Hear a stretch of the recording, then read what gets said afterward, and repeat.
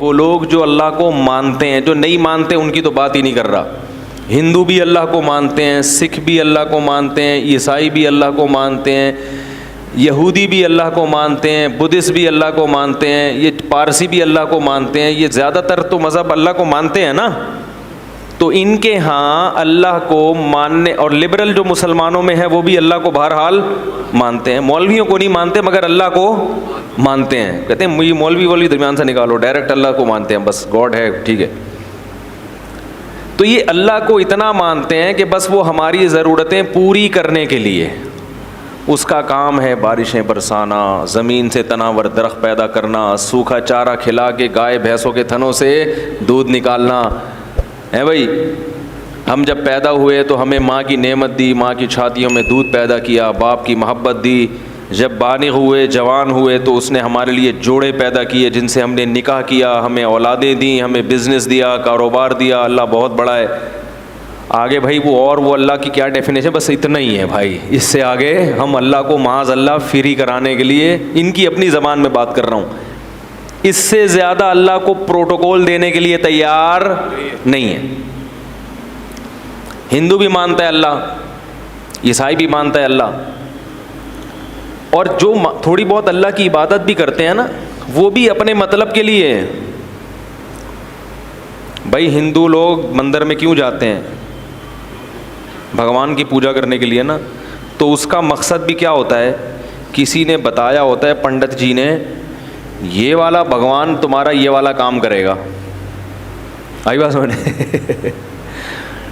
وہ کیا کرے گا؟ یہ والا کام. سیٹنگ ہو رہی ہے، شادی نہیں ہو پا رہی، تو وہ والے بھگوان کے پاس جاؤ، اس کو تربوز چڑھاؤ. آئی بات سمجھ؟ یا ناریل چڑھاؤ، کچھ کرو اس کے. اس کو کوئی تربوز چڑھاتے ہیں، کوئی پتہ نہیں تربوز چڑھاتے نہیں چڑھاتے، لیکن ناریل تو سنا ہے کہ کیا خیال ہے. تو یہ چیزیں اس کو چڑھاؤ گے تو وہ آپ کے کیا کرے گا؟ کام آئے گا. جبکہ اسلام نے جو عبادت کا تصور دیا ہے اس میں اللہ آپ کے کام آئے یا نہ آئے، نماز آپ کو بہرحال پڑھنی. لطیفہ پرانا ہو گیا، میں سنا دیتا ہوں دوبارہ، بہت پرانا ہو گیا لیکن نئے لوگ بھی آ رہے ہیں نا. کئی بار سنا چکا ہوں تو پرانے لوگ ہیں وہ بور ہوں گے، لیکن سبق بہت ہے اس میں. ایک دیہاتی آدمی نماز نہیں پڑھتا تھا. کیا نہیں کرتا تھا؟ اسے مولوی صاحب نے کہا نماز پڑھا کر. اس نے کہا کہ اگر میں نماز پڑھوں گا نا تو میری گائے بھینسوں کی رکھوالی کون کرے گا؟ مولوی صاحب نے کہا دیکھ، نماز پڑھنے سے رزق میں برکت ہوتی ہے. تو نماز جب پڑھے گا تو تیری بھینسیں اور زیادہ دودھ دیں گی، کیونکہ اللہ کی عبادت سے برکت ہوگی. تو ایک دن اس نے کہا چلو ٹرائی کرنے میں کوئی حرج نہیں ہے. فجر کی نماز پڑھی، گھر گیا تو ایک بھینس مر گئی. بھینس کیا ہو گئی؟ اس نے کہا یہ کیا ڈرامہ ہے یار. مولوی صاحب کے پاس آیا کہ آپ نے تو کہا تھا بھینسیں دودھ دیں گی، میری تو بھینس مر گئی. مولوی صاحب نے کہا اصل میں اللہ تمہارا امتحان لے رہا ہے کہ تم کتنے مضبوط ہو ایمان میں. تو ایک دو ہوگا پھر اس کے بعد ڈبل ہو جائے گا دودھ. اس نے کہا چلو ٹھیک ہے. ظہر میں آیا، گیا، دوسری مر گئی. پھر امام صاحب کے پاس آیا. امام صاحب نے کہا ابھی امتحان کی کچھ کڑیاں کیا ہیں، سخت کڑیاں ہیں، اور یہ ابھی کچھ گھڑیاں باقی ہیں امتحان کی. پھر آ گیا، عصر پڑھنے گیا تو ایک اور بھینس مر گئی. تو ایک کٹا ہوتا ہے نا بھینس کے چھوٹے چھوٹے بچے، وہ بہت شور مچا رہا تھا. تو یہ اس کو کہتا ہے زیادہ شور نہیں مچا، تو خالی 2 نفل کی مار ہے. تو کیا ہے؟ یعنی تیرے پیرنٹس کو مارنے کے لیے نا 4 فرض پڑھنے پڑے ہیں. وہ بڑے بڑے بھینسے تھے، تو اتنا سا ہے 2 نفل پڑھوں گا اور مر جائے گا. تو وہ کیوں نماز پڑھ رہا تھا؟ دانت میں کچھ پھنسا ہوا ہے. اس کے ذہن میں یہ بات بیٹھ گئی تھی کہ بھائی عبادت کرنے سے رزق میں برکت ہوگی. حالانکہ وہ یقیناً برکت ہوتی ہے، مگر عبادت رزق میں برکت کے لیے نہیں کی جاتی. وہ تو کرنی ہے، بھینس مرے یا زندہ رہے. فجر بھی پڑھنی ہے، ظہر بھی پڑھنی ہے، عصر بھی پڑھنی ہے، مغرب بھی پڑھنی ہے، اور عشاء بھی پڑھنی ہے. کیوں؟ اس لیے نہیں کہ رزق میں برکت ہو. ہم نماز اس لیے تھوڑی پڑھتے ہیں, اس لیے کہ جو کھلا رہا ہے پالیسی بھی اسی کی چلے گی. وہ جب کھلا رہا ہے اور نعمتیں دے رہا ہے تو جب عبادت کے لیے بلائے گا ہمیں اور آپ کو جانا پڑے گا, چاہے ہمارا فائدہ ہو یا ہمارا نقصان ہو. میں نے جمعے کے بیان میں ایک واقعہ سنایا تھا نا کس سابق حکومت کا, کہ پنجاب میں کو ایجوکیشن سسٹم شروع کر دیا. جب کو ایجوکیشن سسٹم شروع کیا ہے تو علماء گئے وزیر اعلیٰ کے پاس کہ بھئی یہ کیا ڈرامہ شروع کر دیا تم نے. حکومت نے کہا تھا ہمارے پاس فنڈ نہیں ہے الگ الگ اسکولوں کا. تو پھر وہ حکومت نے بتایا علماء کو کہ فنڈ کا مسئلہ نہیں ہے, باہر سے مدد آتی ہے, ان کی یہ ریکوائرمنٹ ہے, ان کا یہ کہنا ہے کہ الگ الگ اسکول نہیں بناؤ, لڑکے لڑکیوں کو ساتھ بٹھاؤ. تو علماء بڑے حیران ہوئے, یار یہ کیا کر رہے ہو. تو پھر وہ حکومت نے کہا کہ جن کا کھاتے ہیں پالیسی بھی اسی کی چلے گی. بھائی پیسے وہ اسی شرط پہ دے رہے ہیں. تو عجیب بات ہے, یہ آئی ایم ایف سے قرضہ لیتے ہوئے یہ بات سمجھ میں آتی ہے, امریکہ برطانیہ سے پیسے لیتے ہوئے یہ بات سمجھ میں آتی ہے بھائی, لیکن اللہ سے چیزیں مانگتے ہوئے اور اللہ کی چیزیں کھاتے ہوئے یہ بات سمجھ میں نہیں آتی. وہاں کہتے ہیں اللہ کھلائے گا مگر پالیسی کس کی چلے گی؟ بولو بھائی, ہماری چلے گی. قانون کس کا چلے گا؟ ہمارا چلے گا. اصل بات کیا ہے؟ سب کو پتہ ہے کہ جتنا اللہ سے کھا رہے ہیں اتنا آئی ایم ایف سے نہیں کھا رہے, لیکن بات یہ ہے کہ وہ لوگ فوراً پکڑتے ہیں اور اللہ فوراً نہیں پکڑتا. میں ذرا یہ دانت صاف کر لوں ورنہ یہ مسلسل جب مجھے پریشان کرتا رہے گا. وہ کہنے لگے کہ کھلاتے وہ ہیں تو پالیسی کس کی چلے گی؟ بولو بھائی, ہماری.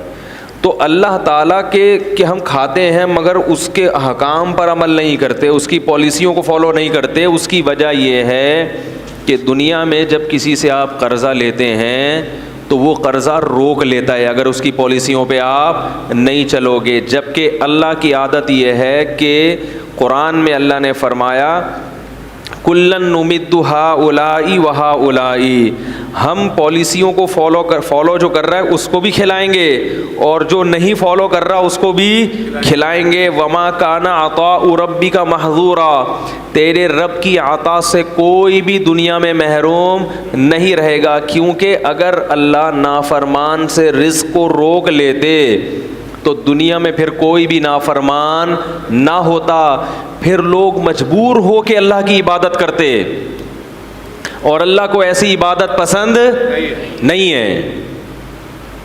بات آ رہی ہے سمجھ میں؟ اللہ کو ایسی عبادت نہیں پسند ہے. ایسی قربانی, یہ قربانی نہیں ہے نا, یہ قربانی ہے ہی نہیں. وہ تو آپ جب دیکھ لو سب کچھ. مشرکین یہ کہا کرتے تھے کہ ہمیں اللہ کا عذاب دکھائیں جس عذاب کا آپ وعدہ کرتے ہیں. تو اللہ نے کیا فرمایا, اگر عذاب دیکھ لیں گے پھر ایمان لائیں گے تو وہ ایمان مقبول, بولو بھائی, نہیں ہوگا. عذاب دیکھنے کے بعد ایمان لاؤ گے تو پھر تو وہ تو سب کو تو وہ تو کہتے ہیں نا بھائی تمہارے تو اچھے بھی مانیں گے, پھر کیا خیال ہے بھائی, پھر تو سب مانیں گے. پھر تو ہندو بھی ایمان لائے گا, عیسائی بھی ایمان لائے گا, کیونکہ اپنے مفاد تو سب کو محبوب ہوتے ہیں. یہاں آزمائش ہے کہ غیب کے پردوں میں ڈال دیا اور اپنی نعمتوں کی بارشیں برسا دیں. آئی ایم ایف اتنا قرضہ نہیں دیتا جتنا ہمیں اللہ کھلاتا ہے فری میں. یہ پانی جو ٹنوں منوں آسمانوں سے برستا ہے, اتنا پانی اگر اللہ اس کا بل مانگنا شروع کر دے تو آئی ایم ایف کے بس میں بھی نہیں ہے کہ یہ اللہ کو اس کا بل پے کرے. ایک بادل جو چھوٹا سا ٹکڑا ہوتا ہے نا, بادل کا ٹنوں منوں وزن ہوتا ہے اس کے اندر ہزاروں پانی کے ٹینکر ہوتے ہیں جو ایک بادل کا چھوٹا سا ٹکڑا لے کے سفر کر رہا ہوتا ہے. یہ جو ہمیں آسمان پہ کالے بادل نظر آتے ہیں نا, چھوٹے چھوٹے ٹکڑے, یہ ہمیں چھوٹے لگتے ہیں, حقیقت میں یہ چھوٹے نہیں ہیں. ماہرین کہتے ہیں کہ بادل کا ایک ٹکڑا اگر ایک جگہ کھڑے ہو کر برسنا شروع کر دے پورے شہر کو تباہ کرنے کے لیے کافی ہے. یہ جو چھوٹے بادل کے ٹکڑے ہوتے ہیں کراچی کے اوپر سے گزرنے بارشوں میں، تو اگر یہ کھڑے ہو کے کراچی پہ برسنا شروع کر دیں کہ بھائی چلو اب یہیں پورے خالی ہو جاؤ، پورے خالی کہاں ہو جاؤ؟ ادھر ہی، تو ہم پورے بھر جائیں گے، پھر ہم تیر رہے ہوں گے، پھر تباہ ہو جائے گا سب کچھ۔ چھڑکاؤ ہے ہلکا ہلکا، یہ کیا ہے؟ ہلکا ہلکا۔ معصرات کہا ہے اللہ نے، نچڑنے والے بادل، تھوڑا تھوڑا نچڑتے ہوئے جا رہے ہوتے ہیں، ہلکا ہلکا چھڑکاؤ کرتے ہیں، اور ہوا ان کو دھکیل دیتی ہے کہ بس بہت ہو گیا، آگے نکلو آگے، ایک ہی جگہ پہ نہیں برس جانا، کیونکہ اتنا پانی ہے کہ یہ کراچی والے افورڈ نہیں کر پائیں گے، تباہ ہو جائیں گے یہ سب۔ وہ تھوڑا سا چھڑکاؤ میں ہی آپ دیکھو حال کیا ہوتا ہے، کیا خیال ہے؟ اسی میں لوگ تیرنا، کھارا در غائب ہو جاتا ہے، کھارا در اخبار میں آتا ہے پھر، ہے بھائی ایسا ہی ہوتا ہے نا کراچی میں، جب زیادہ بارشیں ہو جائیں گلستان جوہر مارکیٹ سے شارٹ، ایسا ہی ہوتا ہے، وہ دو بھی نشیبی علاقے ہیں وہ بالکل ڈوب جاتے، اتنا پانی اتنے بڑے شہر میں برستا ہے۔ فَسَلَكَهُ يَنَابِيعَ فِي الْأَرْضِ، یہ رب کی سخاوت ہے جو جوش مارتی ہے، اور پھر اللہ فرماتے ہیں اس پانی کو ہم زمین پہ برسا کے زمین کو طاقت دیتے ہیں، وہاں سے چارہ پیدا ہوتا ہے، پھر زمین کی دراڑوں میں جہاں بھی زمین کو جگہ نظر، پانی کو جگہ نظر آتی ہے نا، سوراخ کہیں بھی، پانی اس میں داخل ہوتا ہے، پھر مٹی میں اللہ نے فلٹر لگائے ہوئے ہیں، وہ فلٹر پانی کو ایسا صاف کرتے ہیں جراثیم سے کہ ہزاروں سال بعد بھی مٹی سے پانی نکالو تو وہ آپ کو بالکل تازہ ملے گا پانی، اس میں ذرہ برابر بھی خرابی پیدا نہیں ہوگی۔ اور پھر اس پانی کو جب زمین میں داخل کرتے ہیں تو کرتے کرتے ایک جگہ جا کے اس کو بریک لگا دیتے ہیں کہ بھائی اس سے زیادہ نیچے مت جانا، کیونکہ انسان کے لیے اس کو زمین میں اسٹور کیا ہے، لہذا اتنا نیچے مت جانا کہ انسان کی دسترس سے باہر ہو جائے۔ تبھی ہم کنویں کھود کھود کے پانی، بولو بھائی، نکال رہے، جتنا نکالو اتنا اور آ جاتا ہے، اور آ جاتا ہے، اور آ جاتا ہے۔ یہ کیا ہے سب؟ کے پی کے میں بعض زمینوں پہ گیا، وہاں ٹیوب ویلیں لگی ہوئی ہیں، پانی آ رہا ہے، اور وہ کھیتیاں اس سے آباد ہو رہی ہیں۔ میں نے پوچھا یار یہ پانی تو میں تو 2 دن سے ہوں، 2 دن سے پانی نکلتا ہوا دیکھ رہا ہوں، انہوں نے کہا آپ 2 دن سے، ہم 40 سال سے دیکھ رہے ہیں۔ 40 سال سے کیا ہو رہا ہے؟ ٹیوب ویل سے مسلسل پانی نکل رہا ہے۔ تو پھر اس کے ہمارے ابا دادا بھی بتاتے ہیں ہم جب پیدا ہوئے تھے تو یہ پانی نکل ہی رہا تھا، اتنا پانی زمین میں۔ اور صوبہ سرحد جو ہے کے پی کے، وہ اونچائی والی جگہ پہ ہے، وہ نشیبی جگہ پہ نہیں، جتنا اونچائی پہ جائیں گے اتنا پانی زیادہ۔ عجیب بات ہے یا نہیں ہے؟ پانی کی تو صفت ہے نیچے جانا، لیکن کشمیر میں پانی زیادہ ہے اور کراچی میں کم ہے، حالانکہ کراچی سمندر کی سطح کے بالکل برابر ہے، لیکن سطح سمندر سے اوپر جا رہے ہیں تو پانی اور زیادہ ہوتا چلا جا رہا ہے۔ سوال پیدا ہوتا ہے پانی تو نیچے آتا ہے، اوپر تھوڑی جاتا ہے پانی، لیکن جتنی بلندی پہ، میں ایسے ایسی علاقوں میں گیا ہوں 7000 فٹ بلندی، آکسیجن نہیں ہوتی وہاں پہ، سانس لینے میں دشواری، مگر پانی کے چشمے پہاڑوں کی نوک سے پھوٹ رہے ہیں، کیونکہ وہ بھی زمین ہے وہاں، اس کو بھی اللہ نے کیا کرنا ہے؟ بولو بھائی، آباد کرنا ہے اللہ نے۔ پہاڑوں کے اوپر پانی جاتا ہے اور بالکل چوٹی سے نکل کے نیچے بہنا شروع ہوتا ہے، اسی وجہ سے اللہ نے کہا ہم نے زمین میں دریا اور چشمے جاری کر دیے۔ پھر پانی کا ایک الگ سسٹم ہے، جیسے بالکل ہم لوگ چیزیں اسٹور کرتے ہیں نا بھائی، جیسے ہم بقرعید کے گوشت سے حلیم پکاتے ہیں نا محرم میں تو نہیں پکاتا، یہ لوگ پکاتے ہیں، تو وہ کہاں اسٹور کرتے ہیں؟ فریج میں۔ کیا خیال ہے بھائی؟ کیونکہ محرم میں پھر کہاں سے ملے گا اتنا گوشت، تو لوگ بقرعید کے گوشت کو کیا کر دیتے ہیں؟ اسٹور کر دیتے ہیں، جو محرم میں اسی سے حلیم پکے گا، تو فریز کر دیا جاتا ہے نا۔ ایسے ہی گرمیوں میں پانی کی ضرورت زیادہ ہوتی ہے، تو اللہ تعالیٰ کیا کرتے ہیں کہ جو ٹھنڈے علاقے ہیں وہاں پانی کو برف کی شکل میں اسٹور کر دیتے ہیں۔ نہیں آ رہی میرا خیال ہے؟ قرآن نے اس کا بھی تذکرہ کیا کہ آسمان سے برف نازل ہوتی ہے وہ برف کے بڑے بڑے پہاڑ، وہ سب کیا ہے؟ قدرتی فریج ہے جس میں کوئی ڈور نہیں ہے، دروازہ نہیں ہے، کوئی بجلی نہیں دینی پڑ رہی اس کو. وہ اللہ تعالیٰ آسمان سے ہی برف بنا کے اس کو زمین پہ، بولو نا بھائی، نازل کر کے بڑے بڑے تودے گلیشیئر بنا دیتے ہیں. وہ گلیشیئر اسٹور ہو جاتے ہیں، بالکل صاف ستھرا پانی ہوتا ہے، وہ ایک دم نیٹ کلین پانی، صاف ستھرا. وہ پانی بڑے بڑے گلیشیئر کشمیر میں اور K2 کی پہاڑیوں پہ ادھر کیا ہو جاتے ہیں؟ پورے پورے برف کے پہاڑ بن جاتے ہیں. پھر کیسا بہترین نظام ہے، ایسا نہیں ہوتا ایک دم دھڑام سے پہاڑ پگھل جائیں، نا نا نا نا. جیسے جیسے گرمی آتی ہے تھوڑا تھوڑا پانی پگھلنا، وہ پانی پگھل کے پہلے چھوٹی چھوٹے چشموں میں، پھر نہروں میں، پھر بڑے بڑے دریاؤں میں، پوری دنیا کو سیراب کرتا ہوا کہاں سے چلتا ہے اور کدھر سمندر میں آ کے، بولو بھائی، گرتا ہے. پھر وہ یہ سب کو سیراب کرتا ہوا ہے، کیونکہ اللہ کو پتا ہے پوری دنیا کو آباد کرنا ہے میں نے. سب کو سیراب کرتا ہوا، وہ سر جانور بھی پی رہے ہیں، انسان بھی پی رہے ہیں، کپڑے بھی دھل رہے ہیں، ڈبکیاں بھی لگ رہی ہیں، اس میں مچھلیاں بھی پیدا ہو رہی ہیں، ان مچھلیوں کو خوراک بھی مل رہی ہے، شکار بھی ہو رہا ہے، اور اس سے جو جنگلات ہیں ان کو بھی پانی مل رہا ہے. پھر اس سے جناب گندم کی کھیتیاں بھی سیراب ہو رہی ہے. سندھ کے پورے باغات انہی نہروں سے، تو وہ جو آ رہی ہیں وہاں سے انہی نہروں کو کاٹ کاٹ کے پورے پورے باغات کو سیراب کیا جاتا ہے. وہ پانی ہوتے ہوتے ہوتے ہوتے سمندر میں آ کے گرتا ہے. پھر سورج اس پانی کو پکاتا ہے، سمندر کے پانی کو دوبارہ پکاتا ہے. پھر وہ میٹھا پانی دوبارہ بادلوں میں جاتا ہے. پھر وہ منو ٹن بھرے ہوئے بادل، اللہ ہوا کو کہتے ہیں چل بھائی واپس چل، جہاں سے آیا تھا ادھر واپس. پھر وہ وہاں جا کے برسے گا، کچھ تو لیکوڈ مائع کی شکل میں برسے گا اور کچھ برف بن کے جو بہہ جائے گا، اور پھر برف بن کے آہستہ آہستہ پگھلتا رہے گا. اللہ تعالیٰ پوری دنیا کو آدم علیہ السلام کے زمانے سے پانی پلاتے چلے آ رہے ہیں. یہ پانی کم ہونے کا نام نہیں لے رہا. اتنا زبردست سسٹم ہے نا بارش کا. ایک سائنسدان نے کہا ہے کہ یہ جو بارش کا نظام ہے نا، یہ اتنا پیچیدہ اور اتنا دلچسپ نظام ہے کہ یہ نظام خود بخود وجود میں نہیں آ سکتا. یہ غیر مسلم کے الفاظ ہیں. اور ہمارے یہاں کیا کہتے ہیں؟ پانی ختم ہو رہا ہے، نسل کو بولو بھائی روکو.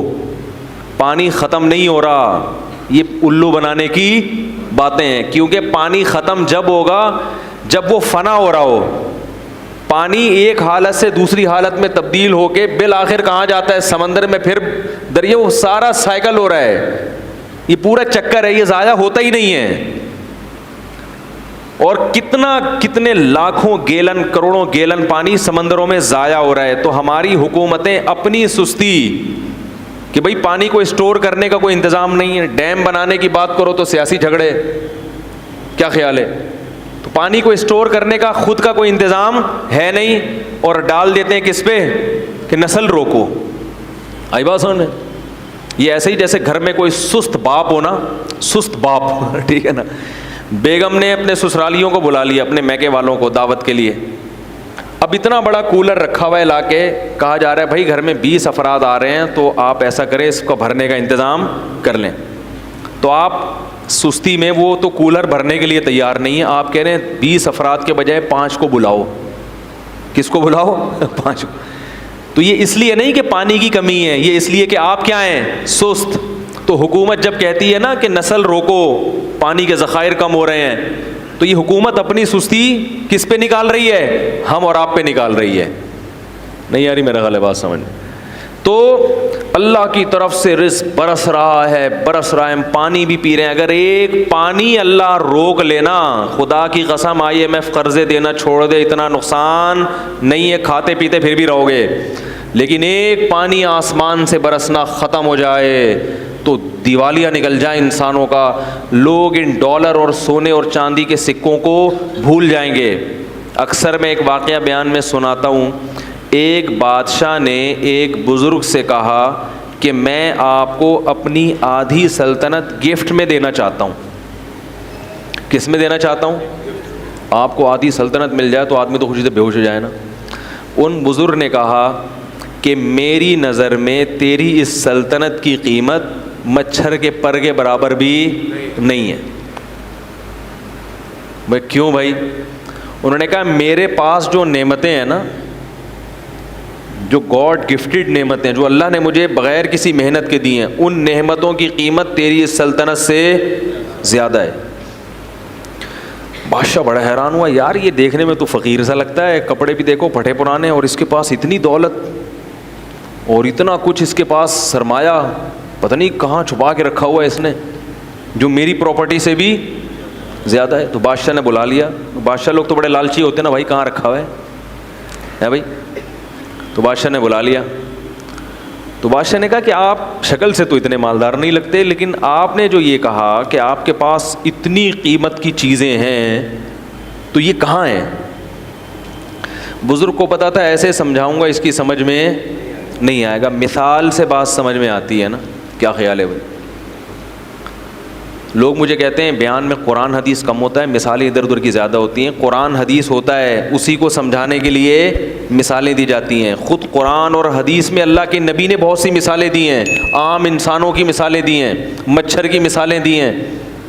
تو مثال جس کو ایگزامپل کہتے ہیں، وہ بات کو سمجھانے کے لیے، تو اپنی بات سمجھانے کے لیے نہیں، قرآن اور سنت ہی سمجھانے کے لیے.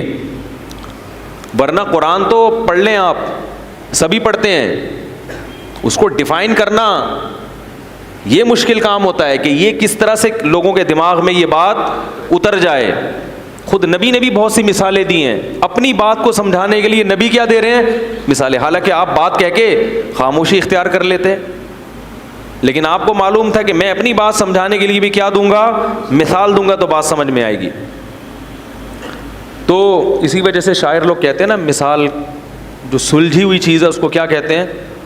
شاعر نے کہا ہے نا، خوابوں کی طرح تھا نہ خیالوں کی طرح تھا، وہ شخص ریاضی کے سوالوں کی طرح تھا، الجھا ہوا ایسا کہ کبھی کھل نہیں پایا، سلجھا ہوا ایسا کہ مثالوں کی طرح تھا. یہ شاعروں کے باولے ہونے کی ایک مثال ہے. یہ جو میں نے شعر پڑھا ہے نا، یہ بیٹھ کے قلابیں ملاتے رہتے ہیں. شاعر، سارے شاعر باولے نہیں ہوتے، ذہن میں رکھیں. ایک شاعر اپنی محبوبہ کے بارے میں کہہ رہے ہیں کہ پتہ نہیں کیا ڈرامہ ہے، سمجھ میں نہیں آ رہا سمجھ میں آ ہی نہیں رہی ہے. تو کہہ رہے خوابوں کی طرح تھا نہ خیالوں کی طرح تھا، وہ شخص ریاضی کے، جیسے ریاضی کے پیچیدہ سوال ہوتے ہیں نا، اس قسم کی چیز ہے بھائی. وہ بیلنس بھی ڈال دیا ہے بھائی ٹھیک ہے، سارے خرچے بھی پورے کر دیے. تو الجھا ہوا ایسا کہ کبھی کھل نہیں پایا، ایسا الجھا ہوا کہ آپ کھول ہی نہیں سکتے اس کو.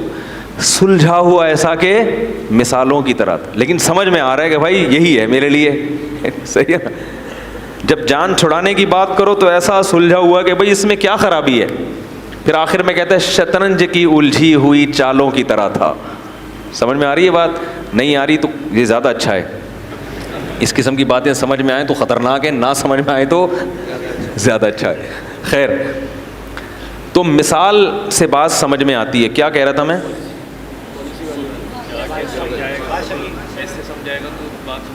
ابے وہ مثال دینے لگا تھا، وہ ذہن سے نکل. ابے والد کی پالیسی تو بہت پرانی ہو گئی.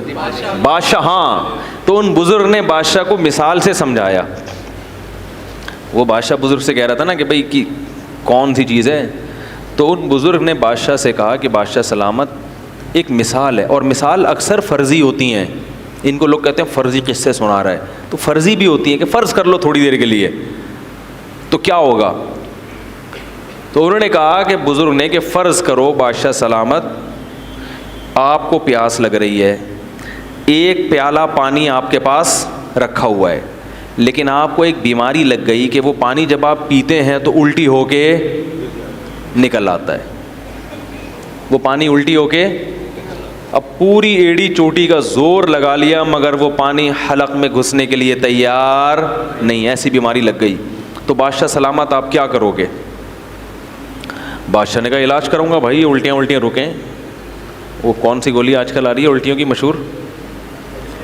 وہ گرینیٹ، کچھ اس طرح، گریوینیٹ کھاؤں گا. اس زمانے میں جو بھی گریوینیٹ ٹائپ کی چیز ہوتی تھی، بھائی الٹی روکنے کے لیے گریوینیٹ کھاؤں گا، یہ کھاؤں گا، وہ. اس نے کہا سب کچھ کر کے دیکھ لیا مگر فائدہ نہیں ہو رہا. بزرگ نے کہا پھر ایک حکیم آتا ہے آپ کے پاس, تو وہ حکیم کہتا ہے کہ میں آپ کا علاج گارنٹی کے ساتھ کروں گا, لیکن شرط یہ کہ مجھے اپنی آدھی سلطنت دے دو, اس کے بغیر میں آپ کا علاج نہیں کروں گا, چاہے میری گردن اڑا دو. اور علاج شرطی ہے, اگر علاج نہیں ہوا تو میری گردن اڑا دینا. بادشاہوں کا کام تو پہلے یہی ہوتا تھا, یہ ہو گیا تو گردن اڑا دو, نہیں تو سمجھ رہے ہیں. تو بادشاہ نے کہا بھائی اگر اس قسم کا حکیم آئے گا اور مجھ سے آدھی سلطنت مانگے گا, تو بزرگ نے کہا اپنی آدھی سلطنت دے دو گے؟ بادشاہ نے کہا دینی پڑے گی بھائی, کیونکہ اس سلطنت کا میں کیا کروں گا کہ پانی حلق میں, بولو نا یار, اتر ہی نہیں رہا, کیا کرنا ہے اسی سلطنت, مر جائیں گے ویسی پیاس سے, اور تڑپ تڑپ کے مریں گے. اس نے کہا چلو جی, آپ نے آدھی سلطنت اس کو دی, اور اس نے کوئی ایسی دوا کھلائی, اب وہ پیالہ آپ کے حلق میں اتر گیا.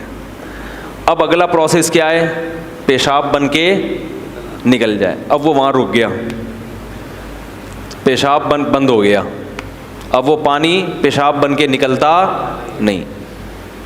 اب کیا کرو گے؟ بادشاہ نے کہا بھائی علاج کریں گے, کیا خیال ہے, پتھری وتھری ہے, کیا چکر ہے بھائی؟ تو کہا علاج کر کر کے تھک گئے مگر وہ پیشاب نہیں نکل رہا, تو کیا کرو گے؟ وہی حکیم آیا اور کہنے لگا کہ آدھی بقیہ بھی دو گے تو کیا کروں گا, دوا کھلاؤں گا اور یہ پیشاب نکل جائے گا. بادشاہ نے کہا بھائی کیا کرتا, پیشاب سے تو مر جائے گا نا تکلیف سے انسان, یہ عذاب سے مرنے سے بہتر ہے کہ غریب ہو کے زندہ رہ لے آدمی. بادشاہ نے کہا اپنی آدھی سلطنت بھی اس کو دے دوں گا. بزرگ نے کہا یہ ہے تیری سلطنت کی اوقات, ایک پیالہ پانی اور ایک پیالہ پیشاب, اس کے برابر ہے تیری سلطنت. میرا رب مجھے روزانہ درجنوں گلاس پانی پلاتا ہے فری میں, اور پیشاب بنا کے نکال دیتا ہے فری میں.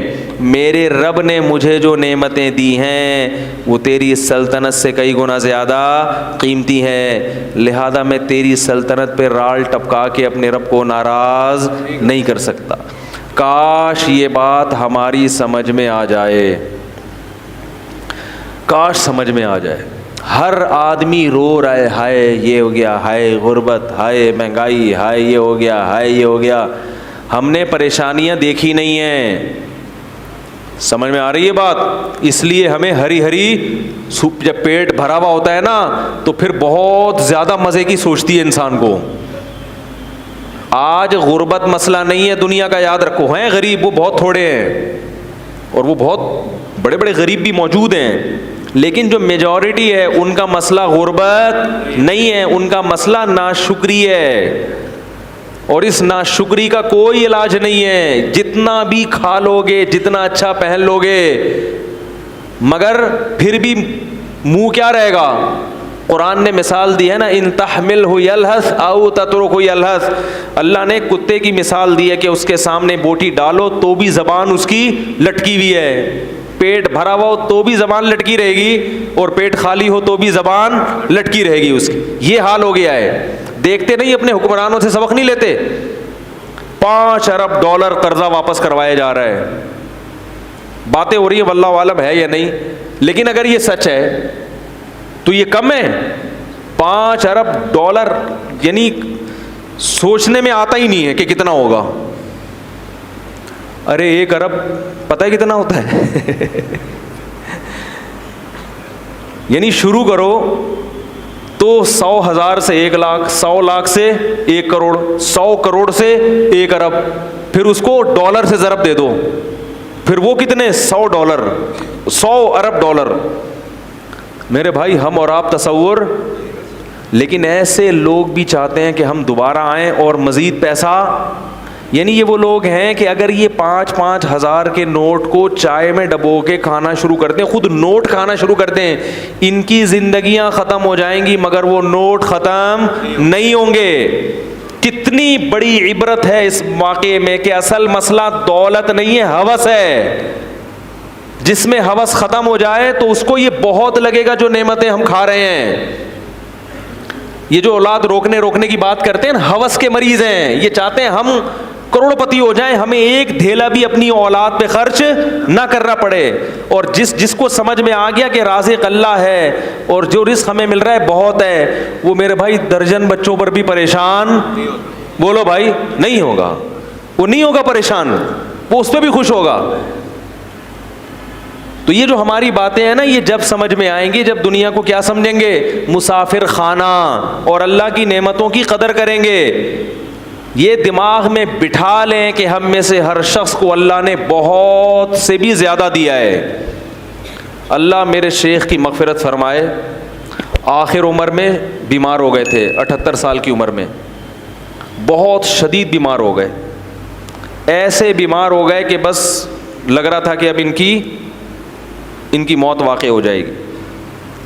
حضرت کا چہرہ بہت کھلا رہتا تھا. جو حضرت سے کو ملے ہیں نا, ہمارے شیخ کے ساتھ رہے ہیں, بڑے بزرگ تھے, ان کا چہرے پہ بڑی رونق تھی, ہر وقت خوش رہتے تھے. غم صرف ایک آخرت کا تھا, ان کو چہرے پہ سرخی تھی ان کے. بڑا اللہ نے ان کو چہرہ بھی نورانی دیا, اور اعمال تو ایسے کہ گناہ کا تصور بھی نہیں کر سکتے تھے, وہ اتنے تقویٰ ان کا مشہور تھا. 60 سال غربت میں گزارے انہوں نے. کتنے؟ اور ایسی غربت کہ انڈا خریدنے کے پیسے, بولو بھائی, نہیں تھے. یہ واقعہ حضرت جب سناتے تھے تو فرماتے تھے مجھے ڈر لگتا ہے کہیں یہ واقعہ بیان کرنے سے ناشکری نہ ہو جائے, کہ اللہ یہ نہ کہے کہ تو غریب تو تھا نہیں, تو اپنی غربت بیان کیوں کر رہا ہے. فرماتے تھے اس لیے بیان کر رہا ہوں تاکہ آپ لوگوں کو عبرت ہو کہ میں 2 وقت کی جو روٹی ملتی تھی دال کے ساتھ, اس کو اللہ کی بہت بڑی نعمت سمجھتا تھا. ذاتی گھر کا تو تصور بھی نہیں کر سکتے تھے وہ. ان کی اہلیہ بیمار ہوئیں, ڈاکٹر کے پاس لے گئے. ڈاکٹر نے کہا ان کو پھل فروٹ کی ضرورت ہے. کیا کھلاؤ؟ بولو بھائی, پھل فروٹ. حضرت فرماتے ہیں میری جیب میں پھلوں کے پیسے نہیں تھے. سمجھ میں آ رہی ہے بات؟ پھلوں کے پیسے, اگر ہم میں سے کسی جیب میں پھل کے پیسے نہ ہوں, پھر لوگ اس کو تانا دیں گے جب تیرے پاس اتنے پیسے, شادی کیوں کی تو نے؟ وہ بچہ پیدا ہونا تو پھر اور ہی عجیب بات ہے. بھائی نکاح تو کرنا ہے چاہے پیسے ہوں یا نہ ہوں. ایسی عورت سے کرو جو آپ کے ساتھ کمپرومائز کرے, ایسی نہیں مل رہی پھر صبر کرو. اولاد بھی ہوگی, سب کس پہ توکل کرنا ہے, یہ تو اللہ کا حکم ہے. فرماتے ہیں انڈے بیچنے والا آتا تھا محلے میں, تو ایک دن ہمارے گھر آیا, دروازہ بجایا کہ آپ کتنے انڈے لیں گے روز؟ ٹھیک ہے. حضرت فرمایا میں نے کہا کہ ہمارے ہاں انتظام ہے. گول مول بات کی, یہ نہیں کہا کہ میرے پاس تو پیسہ ہی نہیں ہے, تو اپنی غربت کیوں کسی کے سامنے ظاہر کریں. فرمایا میں اپنے آپ کو اس وقت سیٹھ سمجھتا تھا. کیا سمجھتا تھا؟ سیٹھ. فرمایا تھوڑا سا عام آبادی سے ہٹ کے رہتا تھا میں, یہ دکھانے کے لیے کہ میں کیا ہوں, میں غریبوں میں ٹھیک ہے, غریبوں میں نہیں رہوں گا میں. حالانکہ کہتے ہیں سب سے زیادہ غریب میں ہی تھا محلے میں. اتنے خوش, تو بیگم کو سیب کھلانے کے پیسے نہیں تھے. فرماتے ہیں میں نے کہا بھائی ڈاکٹر اپنے حساب سے تو صحیح کہہ رہا ہے, اس کا علم تو یہی کہہ رہا ہے کہ بھائی سیب ضروری ہے, کھجور ضروری ہے, لیکن میرے پاس پیسے نہیں ہیں, تو اس کا مطلب ہے میری بیوی کے لیے ضروری, بولو بھائی, نہیں. اگر ضروری ہوتا تو اللہ مجھے پیسے دیتا. اللہ کو یہ طاقت حاصل ہے کہ وہ سیب کے بغیر بھی آئرن کی کمی پوری کر دے. لیکن اہلیہ بھی تھی ساتھ دینے والی, کوئی اور ہوتی گریبان پکڑتی. جب تیرے پاس پیسے نہیں تھے تو رشتہ لینے آیا کیوں تھا؟ جب تیرے پاس سیب کے پیسے نہیں تھے ہیں, تو انہوں نے بھی توکل کیا, بھائی میرے میاں کا جو کچھ ہے وہ مجھ سے چھپاتے. ہاں, جو کنجوس آدمی ہے نا, جو بیوی کو ترسا ترسا کے کھلا رہا ہے اور ادھر پیسے جمع کر رہا ہے, اس کا گریبان پکڑنا چاہیے. سمجھ میں آ رہی؟ اس کو تو کوٹنا بھی چاہیے, کیونکہ ایسے بھی کنجوس دنیا میں ہیں, خود باہر برگر بھی کھا رہے ہیں اور مزے اڑا رہے ہیں, اور بیوی کو چائے میں ڈبو کے پاپے کھلا رہے ہیں, کہہ رہے ہیں نبی کی بیویوں نے بھی اس پہ کیا کیا تھا, گزارا. اللہ پہ توکل کرو, اللہ بہت بڑا ہے. اس کو طبیعت سے کیا کرنا چاہیے؟ کوٹنا چاہیے. میں اس کی بات کر رہا ہوں جو کوشش بھی کرتا ہو پھر بھی رزق کے دروازے نہ کھلتے ہوں. وہ تو اللہ کی طرف سے ہے نا, وہ تو اللہ کی طرف سے. تو حضرت اپنی اہلیہ کی بہت تعریف کرتے تھے. فرماتے اللہ نے مجھے ایسی بیوی دی ہے کہ مجھے جنت کی حور بھی اس کے مقابلے میں پسند نہیں آئے گی. ایسے صاف کہتے تھے. کہہ رہے اللہ نے مجھے ایسی بیوی دی ہے. کیسا انہوں نے حضرت کے ساتھ کیا کیا؟ کمپرومائز کیا. حضرت فرماتے ہیں انہوں نے تو پیسے ہی نہیں تھے, صبح ایک روٹی کھاتے تھے اور شام کو ایک روٹی دال کے ساتھ. کہا ایک دن ہمارے گھر میں مہمان آئے, وہ کہنے لگے یار جب بھی آپ کے گھر آؤ دال ہی پکی ہوتی ہے. ٹھیک ہے نا. حضرت فرماتے ہیں اس کے بتانے سے ہماری توجہ اس طرف گئی کہ ہم کئی دنوں سے دال کھا رہے ہیں, ورنہ ہمارا ذہن بھی کبھی اس طرف نہیں. اور فرماتے تھے یہ جو میں آپ کو واقعہ بتا رہا ہوں یہ صرف آپ کو سبق دلانے کے لیے. فرماتے ہیں اس حالت میں یہ نہیں سمجھتا تھا میں غریب ہوں, اور اب بھی یہ نہیں سمجھتا تھا کہ میں غریب تھا, کیونکہ اللہ نے مجھے 2 وقت کی روٹی دی عزت کے ساتھ, رات کو سر چھپانے کے لیے جگہ دی, اور ایک ایسی بیوی دے دی جو میرے ساتھ اس معاملے میں خوش ہے. تو فرمایا کہ بس اللہ نے پوری دنیا کی دولت سمیٹ کے مجھے دے دی, میں یہ سمجھتا تھا. خوش تھے. تو کہتے ہیں کہ ڈاکٹر نے کہا سیب کھلائیں, ہمارے پاس سیب کے پیسے نہیں تھے.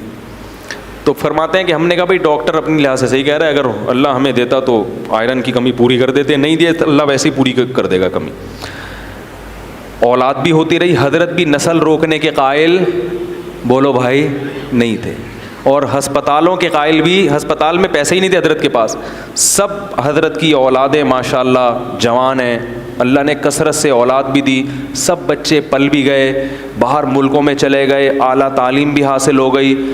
حضرت کا انتقال ہو گیا, مگر پیرانی صاحبہ جو ہماری ہیں حضرت کی اہلیہ, وہ اب بھی الحمدللہ زندہ ہیں. 90 سال سے اوپر شاید ان کی عمر ہو گئی ہو. نہیں آ رہی میرے خیال بات. تو یہودیوں کی طرح کیلکولیشن کرتے رہو گے تو دنیا میں نہ سکون ملے گا, خود بھی پریشان رہو گے اور دوسروں کو بھی کیا کرو گے؟ پریشان کرو. تو حضرت کا انتقال ہو گیا مگر اب بھی زندہ, بڑی اچھی صحت والی زندگی گزاری. اور حضرت کا بھی انتقال کمزوری سے نہیں ہوا یہ تھا حضرت کو شوگر کی بیماری ہو گئی تھی جو بڑھاپے میں ہو ہی جاتی ہے, لیکن حضرت اس پہ آمادہ تھے کہ بھئی اب مجھے دنیا سے جانے دو, میں میری عمر بہت ہو گئی ہے, اب مجھے زندہ رہنے کا شوق, بولو نا بھائی.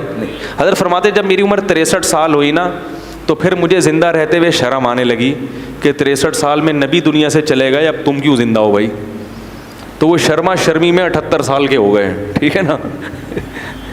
کیونکہ دنیا کو مسافر خانہ سمجھتے تھے نا, کہ بھئی جانا تو ہے, اب 60 سال ہو 70 ہو کتنا ٹھہریں. حضرت فرماتے تھے کہ ہمارے جب بچوں کے بچے ہو جائیں نا تو مجھے ذہن میں آتا تھا اب نئی گاڑی آ گئی ہے, پرانی گاڑی کیا کرے گی؟ پلیٹ فارم خالی کرے. یاد رکھو آپ کے گھر میں جو بزرگ ہیں ان پہ یہ فارمولہ اپلائی کرنا نہ شروع کر دیں کہیں جا کے, کہ آج ہم نے سنا ہے کہ 63 سال کے بعد انسان کو شرم آنی چاہیے, آپ تو 70 کے ہو گئے. یہ مطلب ہرگز نہیں ہے. ان کو یہ کہو کہ اللہ کرے آپ 100 سال جئیں. یہ ہم اپنے لیے بتا رہے ہیں, دوسرے کے بارے میں یہی کرنا ہے کہ اللہ ان کو, ہم لوگ نہیں کہتے تھے حضرت آپ 63 کے ہو گئے تو آپ کو جانا چاہیے, ہم یہ کہتے تھے آپ 100 سال سے پہلے بولو بھائی نہ جائے, بلکہ ہماری عمر بھی آپ کو لگ جائے. وہ ان کے اپنا ذوق یہ ہے, جو چاہنے والے ہوتے ہیں نا وہ کبھی بھی نہیں چاہتا کہ ہمارا جس سے ہم محبت کرتے ہیں وہ دنیا سے جائے. اس کی محبت کا تقاضا ہے کہ وہ کہے کہ آپ زندہ رہیں, آپ کی عمر ابھی اتنی نہیں ہوئی جانے والی. ہم حضرت سے کہتے تھے لوگ 100 سال میں جاتے ہیں, آپ 78 میں ایسی باتیں کر رہے ہیں, 63 میں ایسی باتیں کر رہے ہیں. تو جس کو محبت ہوتی ہے نا وہ اسی حساب سے سوچتا ہے. ایک شخص نے حضرت کو خط لکھا کہ حضرت مجھے ڈر ہے اگر آپ مر گئے تو میرا کیا ہوگا. حضرت فرمایا یہ کیوں نہیں سوچ رہے اگر میں مر گیا تو میرا کیا ہوگا. شیخ کے مرنے کے خیالات آ رہے ہیں. ٹھیک ہے. محبت کا تقاضا یہ ہے کہ آپ اپنے مرنے کا تصور کریں, جس سے محبت ہے اس کے بارے میں کہیں انشاءاللہ آپ نہیں مریں گے. کیا خیال ہے بھائی. تو میں جو اصل واقعہ بتا رہا تھا, تو جب حضرت کی پھر 60 سال کے بعد حضرت کے پاس پیسہ آیا ہے. سمجھ میں آ رہی ہے بات. 60 سال کے بعد کیا ہوا؟ رزق کے دروازے کھل گئے. جب اللہ نے غریب رکھا اس وقت بھی خوش, جب پیسہ دیا تو بھی خوش. پھر پیسہ خرچ کیا جائیدادیں بنانے میں, بولو بھائی, کوئی مکان اپنے لیے نہیں بنایا. فرمایا تمہارا مال وہ ہے جو حدیث میں آتا ہے نا, کھا کے ختم کر دو, پہن کے پرانا کر دو. پھر جو حضرت کی پگڑی تھی, ٹھیک ٹھاک مہنگی پگڑی تھی, گھڑی اچھی خاصی مہنگی پلاٹینم کی گھڑی تھی, گاڑی ایسی کہ ہٹو بچوں, میں نے اب تک کسی کے پاس وہ گاڑی بولو بھائی نہیں. اتنی بڑی گاڑی تھی, کویت کا شہزادہ اس سے حضرت نے گاڑی خریدی تھی. شاید میں غلط بیانی سے کام لے رہا ہوں بھائی, جھوٹ تو نہیں بول رہا نا ممبر پہ بیٹھ کے. اور فرماتے ہیں جب میں پیٹرول پمپ پہ جاتا تھا تو ٹینکی فل کراتا تھا. یہ نہیں کہ 500 روپے کا گاڑی میں اتنی بڑی گاڑی رکھی ہوئی ہے 50 روپے کا پیٹرول ڈال دو, پھر جب ختم ہوگا تو نیا ڈالیں. بھائی جب تم نے ہی چلانی ہے تو بھر دو اس کو. اس پہ بھی جان لوگوں کی کیا ہو رہی ہوتی ہے, جل رہی ہوتی ہے. یار ٹینکی بھرنے, ایسا نہ ہو کہیں گر جائے, ضائع ہو جائے کوئی. او بھائی جب تم نے ہی چلانی ہے تو بار بار پیٹرول پمپ کی ٹینشن سے بہتر نہیں ایک دفعہ فل بھر دو اس کو. یہاں بھی بچا رہے ہیں پیسہ. حضرت فرماتے ہیں جب میں لائن میں کھڑا ہوتا تھا نا پیٹرول پمپ, تو وہ ٹینکی بھرنے میں کافی ٹائم لگتا تھا. لوگ مڑ مڑ کے دیکھتے تھے, اس مولوی کو دیکھو اور اس کی گاڑی کی ٹینکی کو دیکھو. نہیں آ رہی میرا خیال ہے. خوراک پھر ایسی رکھی, پھر صرف سیب نہیں, اب تو سیب کے پیسے نہیں تھے نا, جب نہیں تھے تو بھائی اللہ اسی میں, جب پیسے آ گئے تو پھر جو حضرت کا ناشتہ تھا وہ آج شاید وزیر اعظم کا بھی نہیں ہوگا. بالکل ایسی ڈائٹ تھی جو بالکل صحت کے لحاظ سے مناسب. اس میں بادام تھے ناشتے میں, بوائل ہاف بوائل انڈا تھا, سیب تھا. وہ سیب جب یہاں ختم ہوتے تو ٹورنٹو سے منگواتے تھے. یعنی اگر پاکستان میں سیب کا موسم نہیں ہے تو دنیا میں جہاں ہے وہاں سے کیا کرو, منگواؤ, سیب کھانا ہے. اس پہ پیسہ کیا ہو رہا ہے, میں تبھی تو بیان میں بار بار کہتا ہوں گھر بنانے کے بجائے پہلے ان چیزوں کی فکر کرو, اس کے بعد گھر کب بھی بنا لو اگر پیسہ اللہ نے بہت دیا ہے. اسی وجہ سے حضرت کی فٹنس ایسی تھی, اتنی عمر میں بھی کہیں سے بڑھاپا نظر نہیں آتا تھا. ایسے خوبصورت جوان جب چلتے تھے نا, لوگ کہتے کھڑے ہوتے تھے, لوگ کہتے سنوبر کا درخت کھڑا ہوا ہے, ایسا قد تھا ان کا. چال ایسی خوبصورت تھی, آواز میں ماشاءاللہ جان تھی, صحت تھی. تو یہ جب حضرت کو بیماری ہوئی نا شوگر, پتہ نہیں چلا تھا, ان کی انتقال اس لیے ہوا کہ یہ شوگر ٹریس نہیں ہو پائی. سمجھ رہے ہیں, پتہ ہی نہیں چلا کہ شوگر, اگر بیماری ٹریس ہو جاتی تو پھر 100 سال بھی جیتے وہ. لیکن بہرحال اللہ کی طرف سے موت ہے, کبھی اسی طرح موت آنی مقدر ہوتی ہے کہ بھئی بیماری ٹریس ہی نہیں ہو پاتی. لیکن ان کو شوگر تھی تو وہ میٹھا بھی اسی جو ان کی خوراک کا, میٹھا زیادہ کھاتے بھی نہیں تھے وہ, لیکن جتنا کھا رہے تھے وہ بھی کھا رہے تھے. شوگر کا کوئی علاج کی وہ نہیں تھی, علاج ہی نہیں ہوا اس کا. لیکن اس حالت میں جب انتہائی کمزور ہو گئے, بالکل چہرے جو ہے نا وہ رونق جو ایک بیمار آدمی کا ہوتا ہے کمزوری سے, وہ رونق ظاہری طور پہ ختم ہو جاتی ہے, بالکل بستر سے لگ گئے, تو بھی زبان سے کوئی شکایت نہیں. جب ہم جاتے نا اس کے لیے عیادت کے لیے, تو فرماتے کہ میں کس منہ سے شکایت کروں کہ میں بیمار ہوں, میں کمزور ہوں. اللہ نے ساری زندگی اتنا اچھا کھلایا پلایا, اب اگر اللہ نے تھوڑی سی آزمائش دیتی ہے تو اس آزمائش کو بیان کرتے ہوئے شرم آتی ہے. سمجھ میں نہیں آ رہی میرا خیال. اب اس آزمائش کو بیان کرتے ہوئے, بھائی پہلی دفعہ زندگی میں, حالانکہ اس سے پہلے بھی بیمار ہوئے ہوں گے, کہا اب اللہ نے ساری زندگی کھلایا, خوب کھلایا. وہ کیا کھلایا, دال روٹی, اس کو کیا کہہ رہے ہیں, خوب کھلایا. حضرت کے بچے جب جوان ہونے لگے تو حضرت کو فکر ہوئی ان کی شادیاں کرنی ہے, جبکہ گھر اتنا چھوٹا ہے کہ اس میں کمرے ہیں ہی نہیں. ہماری طرح نہیں کہ اب تو کرنا تو ہے ہی نہیں, کرنی تو ہے ہی نہیں, کماؤ پیسہ لاؤ پیسہ ہے بھائی. حضرت کو فکر ہوئی بیٹے جوان ہو رہے ہیں تو اب کیا کرنی ہے, شادیاں. لیکن اب یہ کہ گھر میں جگہ نہیں ہے, تو حضرت نے ہمیں کمرہ دکھاتے تھے. میں نے ایک اوپر کمرہ ہے, ٹھیک ہے, وہ جو لحاف رکھتے ہیں نا, کیا خیال ہے, ایسی مزاح کر رہے تھے. کہا میں نے سوچا کوئی مسئلہ نہیں, ایک کو ادھر سیڑھیاں لگا کے بولوں گے چل ادھر جا اپنی بیوی کے ساتھ. لیکن فکر پھر بھی کی انہوں نے کہ بھئی شادی کرنی ہے ان کی, وہ دیکھا جائے گا شادی کے بعد کیا جگاڑ کرنا ہے, کہاں کر لے کے. تو اللہ کا شکر ان کی شادیاں بھی ہو گئیں. ان کو بھی اللہ نے بہت پیسہ دیا, وہ سب مدرسے میں وہ عالم بنے. اس کے بعد اتنا اچھی علمی استعداد تھی کہ مدینہ یونیورسٹی سے ان کو بلاوا آ گیا ان کا, مدینہ یونیورسٹی چلے گئے. وہاں سے حکومت سعودیہ کی طرف سے دوسرے ملکوں میں دورے پہ بھیج دیے گئے. وہ بھی اچھا خاصا ماشاءاللہ ان کے پاس اللہ نے رزق کے دروازے ان کے لیے کھولے. تو میں یہ کہہ رہا ہوں, دیکھو ہم لوگ ہوس کے مریض ہیں, ہم کبھی بھی خوش, بولو بھائی, نہیں رہ سکتے. ہم غیر مسلموں کے طریقے کو فالو کر رہے ہیں کہ وہ کدھر جا رہے ہیں, وہ ہر وقت نوٹ بنانے میں لگے ہوئے ہیں. ہم میں سے جس کو بھی اللہ نے دیا ہے, جتنا دیا ہے, اللہ کی قسم وہ ہماری ضرورتوں سے کئی گنا زیادہ. ہمارے حضرت بار بار یہ کہتے تھے کہ اللہ نے مجھے میری ضرورت سے کئی گنا زیادہ دیا ہے, زیادہ دیا.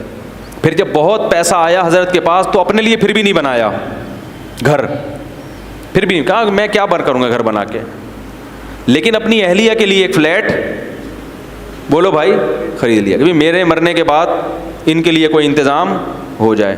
تو وہ بھی ہو گیا, وہ بھی جب بہت, ورنہ حضرت اس کے بھی قائل نہیں تھے, کیونکہ بچے, ماں ظاہر ہے بچوں کے پاس لیتی ہیں نا, ان کو تو الگ گھر کی ویسے بھی ضرورت نہیں ہوتی, لیکن چلو بنا لو جب اتنا اللہ نے دے دیا. باقی کیا کرتے تھے, اپنے جو صبح کا ناشتہ ہے بادام منڈا اور یہ سب, ایک دن ہم گئے تو ٹکا کھا رہے تھے, ٹھیک ہے نا, اچھی خوراک کھاتے تھے. تو جب شہد استعمال کرتے تھے, دودھ پیتے تھے, چائے کے قریب بھی نہیں پٹکتے تھے, کبھی بھی چائے نہیں. پان تو زہر تھا, حضرت کے سامنے کوئی پان کھا کے دکھا دے بس اس کی خیر نہیں ہے, کیونکہ انتہائی صفائی پسند تھے. ایسی صفائی اگر میں قسم اٹھا کے بولوں میں نے زندگی میں کسی میں نہیں دیکھی تو میں قسم میں جھوٹا نہیں ہوں گا. اتنی صفائی تھی, اتنی صفائی کہ انتہا ہے جس کی. ایک طالب علم اپنی ٹوپی کمرے میں بھول آیا ان کے, اس پہ تھوڑے تھوڑے پسینے کے ہلکے ہلکے کچھ نشان تھے. حضرت اس ٹوپی کو نا یوں کر کے لے کر آیا, ادھر رکھ کے, کہا مجھے چکر آ رہے ہیں اس کی بدبو سے, حالانکہ اس میں کچھ بھی نہیں, لیکن ناممکن تھا, ایسی صفائی تھی. سلیقہ ایسا تھا کہ چپل آپ ٹیڑھے میڑے نہیں رکھ سکتے تھے. ہم مدرسے میں جب چپل رکھ کے آتے تھے نا, بالکل فوجیوں کی طرح سیدھے چپل, ٹیڑھے میڑے ہو گئے تو خیر نہیں ہے. پھر ان کی خانقاہ میں جب بیٹھنے کا ٹائم آتا تھا تو حضرت کی تو چپل ترتیب سے رکھے ہوتے تھے. ایسا نہیں ہے کہ جہاں اتارو کوئی چپل ادھر جا رہی ہے ادھر جا رہی ہے, اس کا تصور نہیں تھا. گاڑی جب اپنی پارک کرتے تھے ایسی تمیز سے پارک کرتے تھے, اس کے جو ٹائر ہیں پہیے بھی کیا ہوتے تھے, بالکل سیدھے, ٹیڑھے میڑے نہیں ہوتے تھے. ہر چیز میں سلیقہ. کوئی بائک اگر گلی میں کھڑی کر دے ذرا سی ٹیڑھی میڑھی اس کو ڈانٹ پڑتی تھی. ایسا سلیقہ, ایسی تمیز, اتنی صفائی, انتہائی درجے کی صفائی تھی. تو میرے بھائی ہمارا سب سے بڑا مسئلہ کیا ہے, ہوس. ہمارا مسئلہ غربت نہیں ہے. ہم میں سے ہر شخص کو اللہ اس کی ضرورت سے کروڑہ گنا زائد ہے. اتنا جب حضرت کو آیا نا, پھر بھی حضرت کہتے ہیں مسافر خانہ ہے, نکلنا ہے یہاں سے, جانا ہے یہاں سے. کسی نے حضرت کو فون کر کے پوچھا کہ آپ سعودیہ عمرہ کرنے گئے تھے, ابھی آپ کہاں ہیں؟ تو حضرت فرمایا میں ناظم آباد کے مسافر خانے میں بیٹھا ہوا ہوں. پھر اس نے 3 دن بعد فون کیا کہ حضرت آپ کہاں ہیں ابھی؟ انہوں نے کہا ناظم آباد کے مسافر خانے میں. اس نے کہا 3 دن ناظم آباد میں جب آپ کا ذاتی گھر موجود ہے تو 3 دن سے آپ مسافر خانے میں کیوں ہیں؟ حضرت نے فرمایا ذاتی گھر کسی کا نہیں ہوتا, جو گھر اللہ نے دنیا میں دیا ہے وہ کیا ہے؟ مسافر خانہ ہے. تھوڑے دنوں میں یہاں سے جانا ہے, اور واقعی تھوڑے دنوں میں وہاں سے چلے گئے.